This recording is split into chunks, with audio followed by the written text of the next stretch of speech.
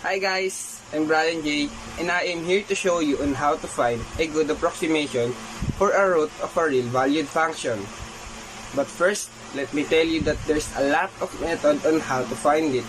But what we are going to show you is Newton's Rhapson method, or also known as Newton's method. So what are we waiting for? Let's start! Hi guys, I'm Lorenz. Let's start the tutorial. First, we need a given function, of course, so let's use x raised to 4 minus 5x cubed plus 3x plus 6 as our function. First is to get the derivative of your function. Let's derive it.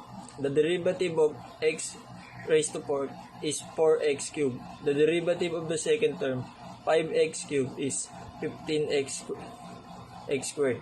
The derivative of the third term is 3x is 3, and we all know that the constants are to be removed. So our derived function of x raised to 4 minus 5 cubed plus 3x plus 6 is 4x cubed minus 15x squared plus 3.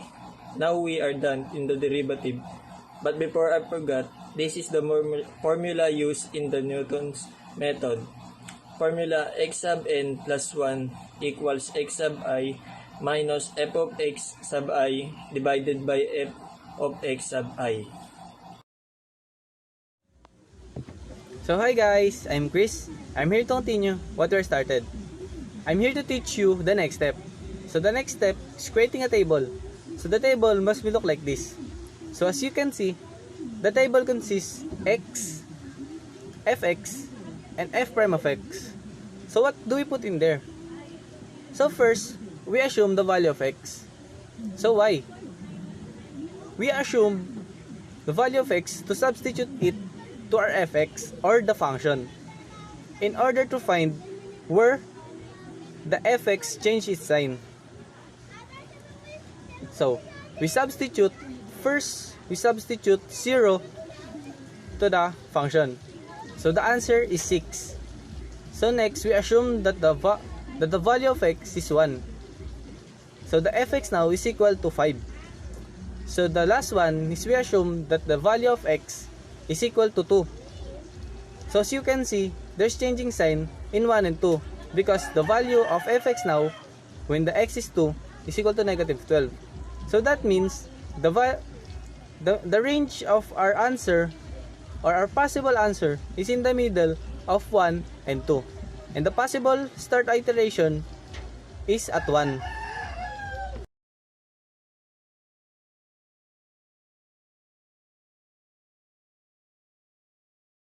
Hi guys, it's me again. So, the next step is to do this continuous process and fill this table until you reach the approximate value of your function of x that is closest to 0. But first, create a table like this. Now, going back to our previous table, we can see that the change of sign in our f of x occurred in our x value of 2. So, we can say that our iteration may either start in 1 or 2 as they are the values of x that is near the occurring change of sign. But guys, take note, our starting iteration will also serve as our first value for our x sub I.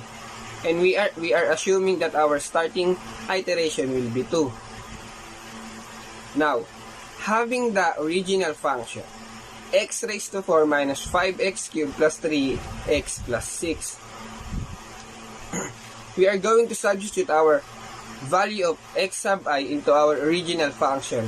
Now, x raised to 4 minus 5x cubed plus 3x plus 6 will be 2 raised to 4 minus 5 times 2 raised to 3 plus 3 times 2 plus 6. And we will come up with an answer of negative 12. And that will be the value of our function of x sub I. And the rest will be continued by my friends. Thanks! Okay guys, let's continue what we left off.